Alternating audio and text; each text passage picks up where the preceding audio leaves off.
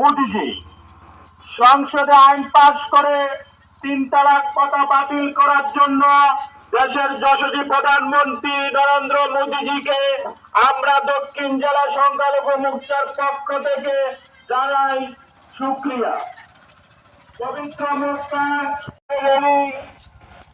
Rally আস্তে আস্তে DM অফিসের নিকট আসছে।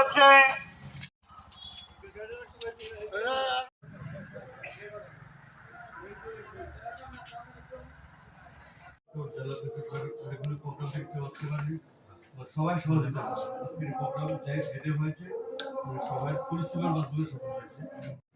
অভিনন্দন কর্মসূচি এটা ঐতিহাসিক সিদ্ধান্ত।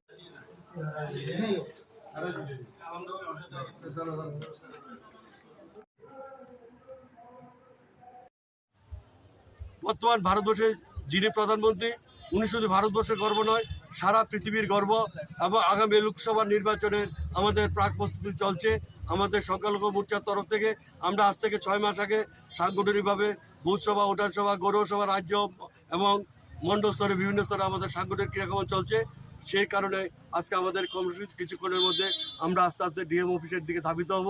সেখান থেকে আমাদের মুসলিম মহিলা প্রতিনিধি আমরা 5-7 জন ডিএম সাহেবের কাছে আজকে এটা ডেপুটেশন সুক্রিয়া অভিনন্দন বার্তা ওনার মাধ্যমে আমরা দিল্লিতে প্রেরণ করবো। এই কারণে আজকে আমাদের এই কর্মসূচি।